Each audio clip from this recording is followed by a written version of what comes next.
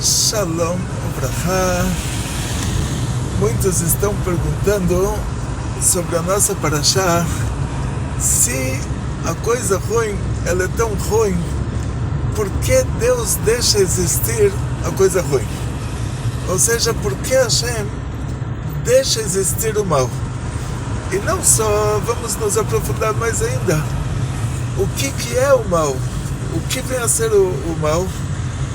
O mal é a consequência do primeiro tzimtzum, da primeira ocultação, que para que o mundo possa existir, para chegar ao mundo que nós vivemos, para nós podermos existir, aconteceu um desencadeamento que começa com uma grande ocultação que é chamada de o primeiro tzimtzum. A primeira ocultação, a primeira contração é chamada. E na linguagem da Kabbalah, que é um como se, não é? Nunca pega um negócio assim direto, é um como se. É como se Deus tivesse feito um espaço que nesse espaço não tem Deus. E na linguagem do Sefer Yetzirah, do Sefer Yetzirah diz o Zohar, foi escrito por Avraham Avinu, pelo nosso próprio patriarca. A linguagem é que Hashem fez um lugar que a ocultação é tão grande que é como se não tivesse Deus naquele lugar. Então isso é chamado de tzimtzum. O tzimtzum, essa contração, traduzido como contração, mas é na verdade uma ocultação, ele é a fonte de todos os limites. E quando alguma coisa desce de nível, isso a gente chama de o mal. Então, como por exemplo, uma planta, ela está num lugar que tem água, tem nutrientes na terra, essa planta cresce, ela tá livre. Ela não consegue se mexer, mas para uma planta não se mexer é uma coisa normal. Então essa é a liberdade dela, que ela tem água, ela tem nutrientes da terra. Isso é uma árvore livre. Agora, se você pega um animal e coloca ele num lugar e dá para ele água e comida, mas ele não consegue se mexer, quer dizer, ele baixou para o nível da planta, para ele isso é uma prisão, para ele isso é coisa ruim, porque ele é um animal, ele anda. Então ele descendo ao nível da planta que fica enraizada no lugar, essa descida de nível vai ser considerada o mal. Ou seja, até nós chegarmos ao nosso mundo, que de acordo com a Kabbalah, a maior parte dele é ruim. E ele tem um lado bom muito pequeno, e o lado ruim dele é muito grande. O desencadeamento que começa com o primeiro tzimtzum, ele chega até... agora vamos fazer uma ordem. Vamos pegar só uma parte desse desencadeamento, que é a parte que importa para nós, que é o mundo do Tikkun, o mundo do conserto. Começa pelo mundo de Atzilut. Lá, o que a gente chama de mal, de ruim, no mundo de Atzilut, ele está muito refinado. É como uma pessoa normal, que ele não mata, não rouba, não faz nada de errado, mas que ele fala para todo mundo, tá vendo como eu sou, tá vendo como eu me comporto bem, eu não faço nada de errado, tipo, não é um prepotente que pisa no outro, que fala que eu sou melhor do que o outro, ou que desqualifica o outro, mas alguém que quer que você olhe para ele, não desqualificando os outros. Então esse exemplo é um nível do lado ruim do mundo de Atzilut. Quer dizer, o máximo que pode chegar a isso. E depois esse lado ruim, no desencadeamento dos mundos, nós descemos para o mundo da Briah, e lá esse lado ruim já existe numa intensidade maior, mas ele é mínimo e não se mistura com o lado bom. Depois nós descemos para o mundo da Yetzirah. Lá o lado ruim existe numa intensidade maior do que no mundo da Briah, ele é meio a meio com o lado bom, mas não se mistura com o lado bom. Até que a gente desce no nosso mundo, que é chamado de mundo da Asiá, e aqui esse lado ruim, ele é quase tudo, e vamos dizer assim, você fala o que tem de ruim num cachorrinho, num gatinho, que se você coloca um osso no meio de 10 cachorrinhos, cada cachorrinho vai puxar o osso para si próprio e vai rosnar para o outro. Então vamos dizer, a coisa ruim não é necessariamente um roubo, um assassinato, mas um comportamento prepotente, um comportamento egoísta, já é uma citrahara. Tipo, o cachorro é um animal impuro e a vaca é um animal que ele tem os dois lados. Tipo, tem o lado clipar, o lado ruim, que é a maior parte, mas tem também o lado bom. Mas ela ainda não chega ao nível de, se você colocar uma caixa de capim entre duas vacas, não chega ao nível de uma oferecer para outra, mas chega ao nível de uma comer tudo antes que a outra consiga comer. Isso eu vi com os meus próprios olhos, não ouvi falar, não ouvi. Em outras palavras, esse mal existe. E por que Deus deixa esse mal existir? Por que Deus não fez de uma maneira que não tivesse o lado ruim? Ou por que Deus colocou a gente nessa situação? Então, para entendermos isso, agora nós vamos de volta para o mundo de Atzilut. A nossa alma, que somos nós, o nosso corpo é a nossa roupa, nós que somos a nossa alma, nós somos uma parte de Deus. Para nós nos tornarmos parte de Deus, temos a nossa identidade própria, precisa haver uma ocultação. E o mundo de Atzilut já é o suficiente para que surja a nossa alma, para que a gente se torne parte de Deus. Antes, acima de Atzilut, é como o brilho do sol no sol. Você não é parte de nada, você é o próprio Deus. Tipo, não você é o próprio Deus, mas é como o brilho do sol no sol, que ele é o próprio sol. Não é que aquele brilho, ele é o sol, mas ele já vira uma coisa só com o sol. Então não é que a gente vira Deus, é que acima do mundo de Atzilut nós não teremos a nossa própria identidade, quer dizer, como o brilho do sol no próprio sol. Então, quando Hashem nos criou então o DNA da nossa alma é o mundo de Atzilut. Para fazer o bem para nós, Hashem tem que nos dar um nível acima, um nível de revelação acima de Atzilut, que é o Keter de Atzilut, que é o Malchut do Olam Atov. Para a gente chegar àquele nível, nós temos que ter um mérito, temos que fazer alguma coisa. Então você imagina, duas pessoas chegam no tribunal divino para o julgamento. Um nazista da Segunda Guerra Mundial e um canibal de uma tribo de canibais. Os dois são acusados pelo tribunal divino de assassinatos. Então o nazista ele é julgado que vão falar para ele: olha, você estudou na universidade, a Alemanha é o país mais desenvolvido do mundo, a Alemanha é o país mais cheio de cultura, você estudou na universidade que é proibido assassinar, depois disso você foi assassinar mulheres grávidas e crianças pequenas, então não tem justificativa para isso. Aí chega o canibal para o julgamento, aí vão falar para ele: olha, você recebeu uma educação assim, seus pais te ensinaram que tem que matar para comer, e você matou e comeu. Mesmo que ele fez pior do que o alemão matou e não comeu, e ele matou e comeu, mas essa foi a educação que ele recebeu. Então ele não pode receber um castigo por ter sido educado da maneira incorreta. E o pai também não tem como receber um castigo por ter educado ele da maneira incorreta, porque o pai também foi educado da maneira incorreta. Então esse canibal ele sai isento do julgamento.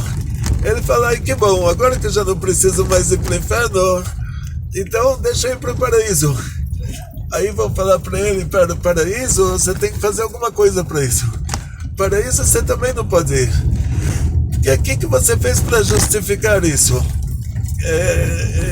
Então, o fato de não ter recebido um castigo pelo que fez errado, por ter sido ignorante em relação ao que fez errado, não te dá direito a um paraíso. Ou seja, assim, a justificativa em relação ao castigo não é um mérito que a gente possa usar ele para receber alguma coisa.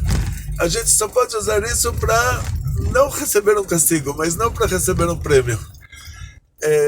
Ou seja, sim, deixa bem claro, ou seja, o canibal ele não pode dizer que, olha, por causa que o meu pai me ensinou errado, então eu não sou culpado que eu não estou fazendo uma coisa boa, então deixa eu ir para o paraíso mesmo sem fazer coisa boa. Aí já não dá.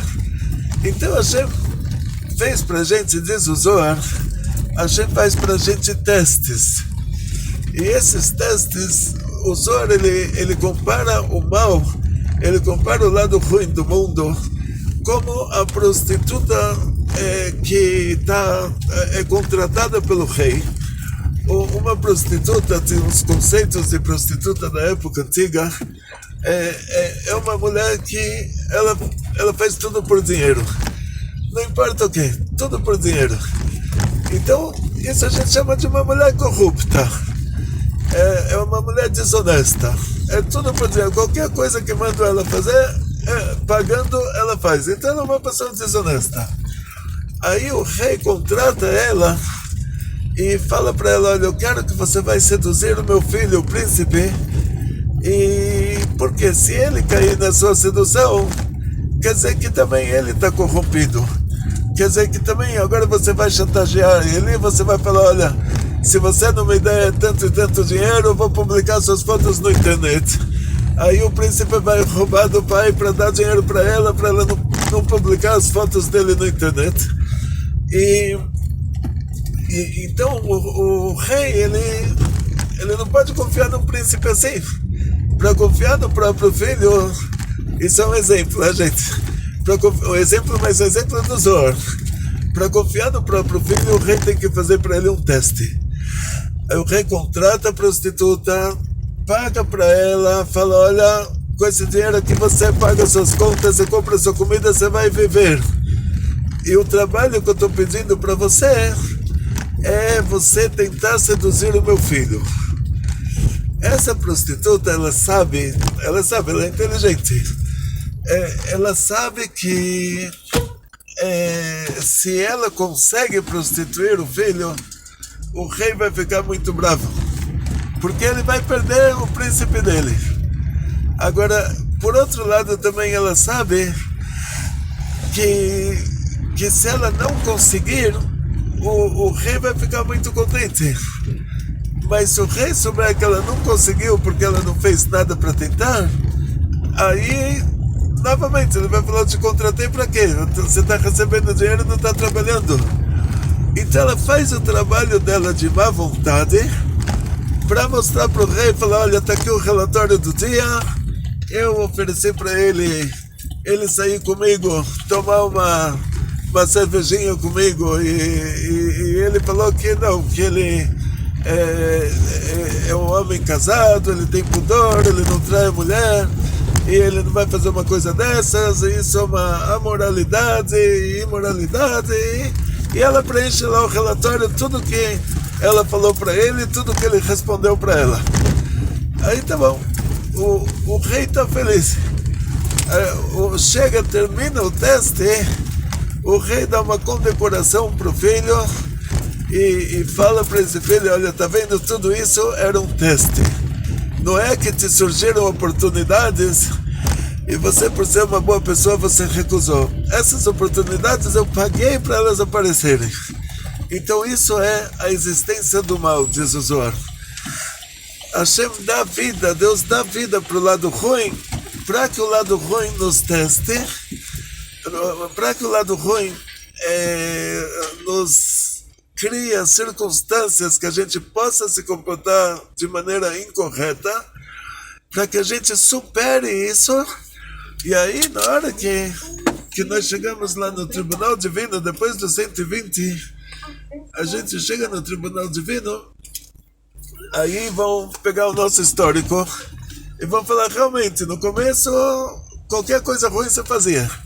Depois baixou para 90%, depois baixou para 80%, depois baixou para 70%. Então a estatística está boa, depois baixou para 60%, 50%, 40%. Eles vão vendo todo o histórico, vão vendo o seu crescimento, o seu refinamento, o quanto você foi se esforçando para não cair, não se comportar de maneira ruim.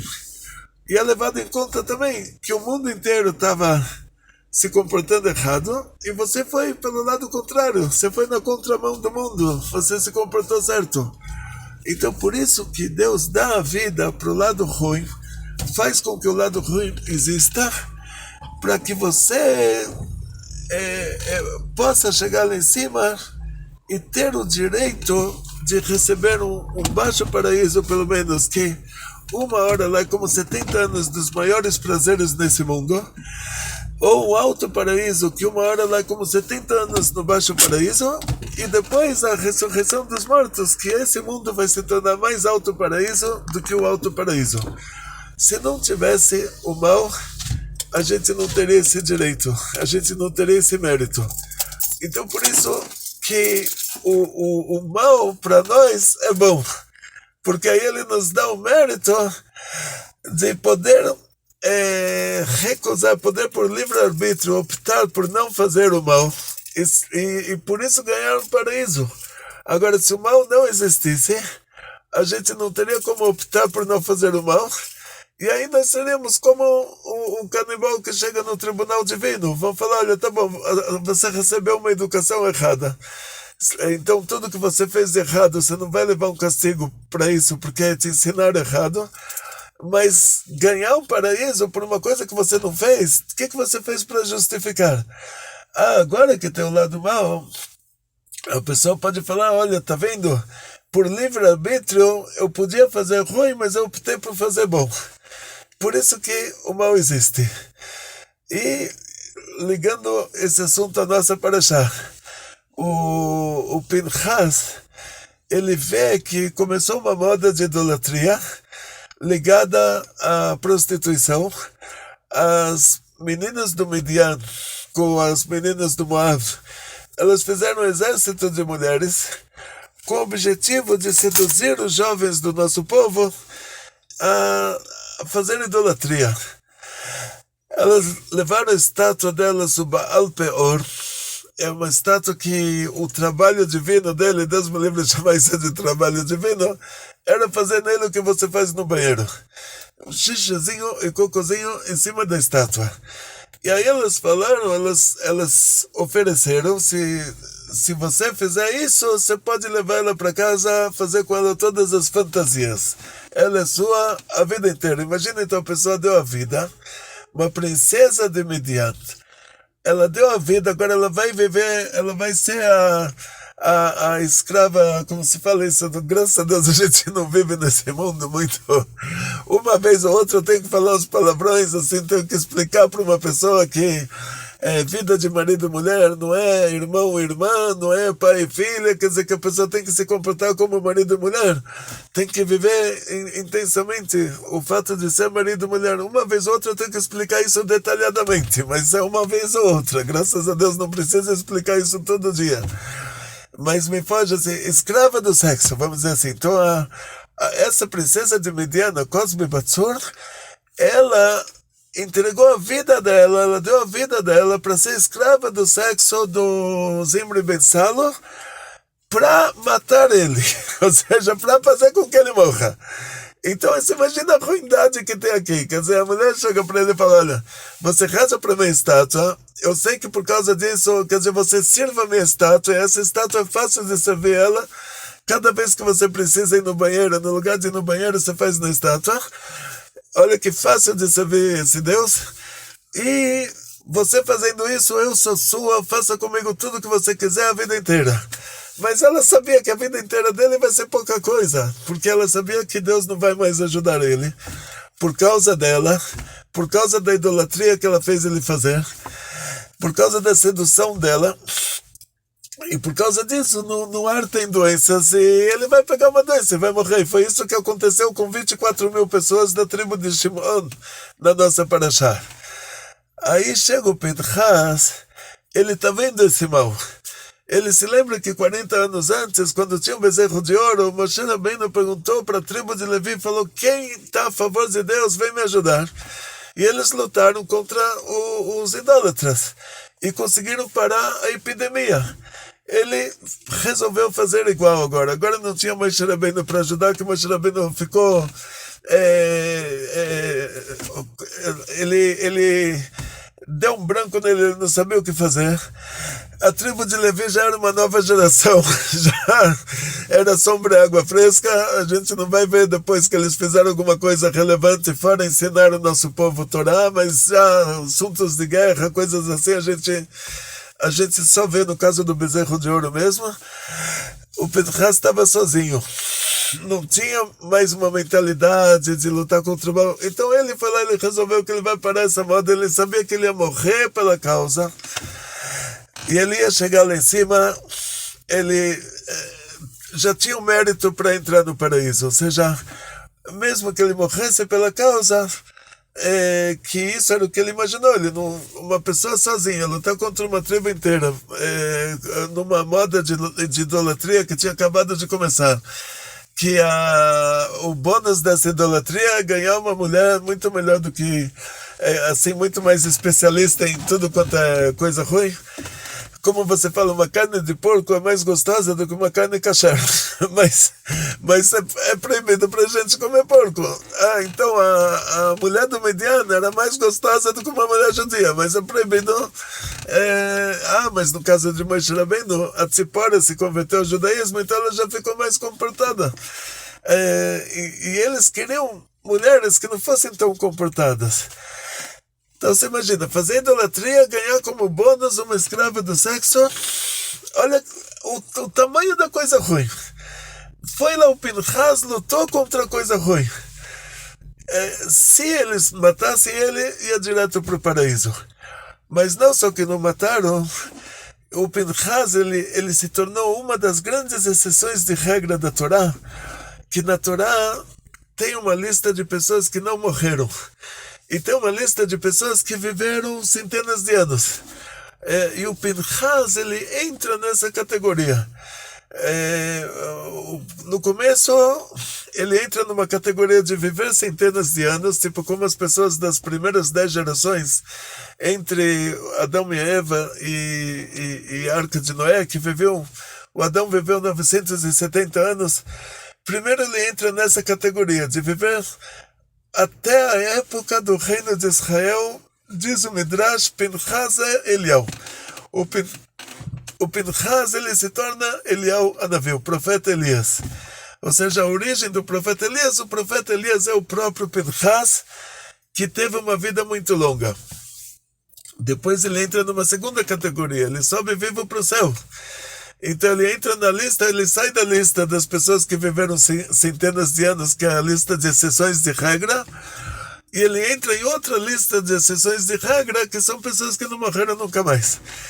Então é uma lista de 11 pessoas que não morrem na Torá, que vivem eternamente sem passar pela morte material. Então Eliyahu Navi, lá no céu, ele tem o corpo espiritual dele, quando ele desce aqui para baixo, quando ele precisa, ele pode pegar o corpo material dele.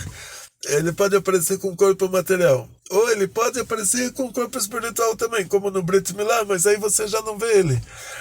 Então, na prática, o Pinchas, por ter lutado contra o mal, aí ele se tornou Pinchas. Ele ganhou em todos os aspectos. Por isso Deus criou o mal.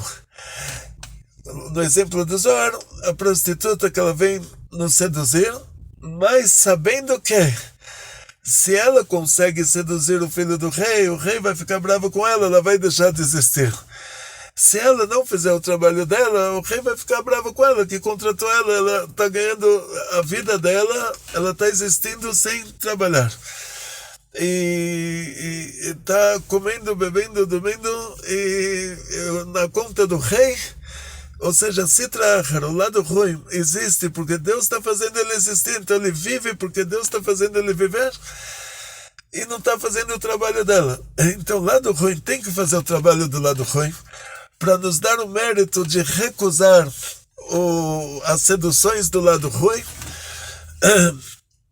E junto com isso, o lado ruim na raiz dele, na raiz, gente, assim, uma pessoa que vem te propor na rua, não sei, vem te bater na sua porta, te convidando para ir rezar para a estátua na igreja, ou até a igreja sem estátua também, para ir rezar em qualquer, não sei, vamos falar, olha, inventamos agora um novo cristianismo, você só acredita que Deus é uma trindade, eu só acredito em outra coisa assim, só acredita no JC, não tem estátua, não tem nada. Qualquer coisa, qualquer ramificação de idolatria que te oferecerem. Aí você simplesmente, você fala, os coitados são coitados. Essa é a educação que eles receberam. Quer dizer, o canibal na tribo de canibais matou alguém e comeu. Então, o que você pode esperar dele? Olha a educação que ele recebeu. Então, coitado. Mas você não pode se deixar seduzir. Então você fala, olha, desculpa, eu tenho Deus, eu rezo para Deus, e vale a pena para vocês também. Aconselho isso para vocês também. Para não se complicarem depois. Tem 7 mandamentos para os Bnei Noach, cumpre esses 7 mandamentos, vocês só têm a ganhar. Então, por isso tem o lado ruim no mundo. Ou seja, Deus faz existir o lado ruim, porque se não fosse o lado ruim, nós não teremos mérito para ir para um baixo paraíso, para um alto paraíso, e até para o mundo da Terra, para o mundo da ressurreição, que vai ser mais alto paraíso do que o alto paraíso. Então, só que esse lado ruim, na hora que ele termina a função dele, na hora que, numa certa etapa, depois que Mashiach chegar, não no começo, mas na hora já que as coisas se tornam sobrenatural, está escrito que Hashem vai tirar o espírito impuro da terra. O lado ruim vai desaparecer. Quer dizer, ele já fez o que tinha que fazer, no mérito dele já temos o mérito e já acabou. Mais do que isso não precisa. Então vamos rezar para que tenha imediatamente a Geulah, para que Mashiach chegue, para que não tenha mais o lado ruim no mundo, para que tudo que é ruim desapareça, nós só temos a ganhar. Mas por enquanto está desaparecendo tudo que é ruim, aguenta firme. Cada coisa que aparecer na sua frente, você tem um livre-arbítrio para optar por não fazer o ruim, mas por fazer o bom, aí você só tem a ganhar. Por isso que o lado ruim existe. Muito sucesso, muita saúde, muito dinheiro, muitas felicidades. Não se esqueçam de colocar o seu comentário. Ontem eu fiquei até 2 da manhã respondendo comentários. Eu sou a única pessoa na nossa instituição, graças a Deus. A diretora faz 99%, eu faço 1%. 1% eu fico respondendo os comentários. Então imagina o que ela faz. Se eu fiquei até as 2 da manhã respondendo comentários, imagina a Rivka Raya, que ela vira dia e noite com grupos, com todas as atividades da nossa instituição. Mas os comentários sou eu que respondo. Então, muito obrigado. Deixa seu comentário, deixa sua pergunta, coloca o seu joinha, e assim o YouTube próprio divulga as nossas aulas, das nossas aulas como sugestão para quem está procurando o que é certo, para quem está recusando fazer o que é errado, para quem está usando o próprio livre-arbítrio para optar pelo bem e não optar pelo mal. Mesmo que o mal é bom para a gente, mas é bom por causa disso, para a gente optar por não fazer o que é ruim. E aí nós temos o mérito. Mas sendo que Deus é a essência do bem, então ele não pode deixar esse mal existir muito tempo. E vai chegar a hora chegar a hora que já ia vir a Torá Hatuma Minares, o Mahakol Dim'ah, que Deus vai tirar o espírito impuro da terra e apagar todas as lágrimas. Aí só vai ter alegrias. Então, Atzlachá, Briut, Parnassá, Beshefa e muita alegria. Bekol Tov.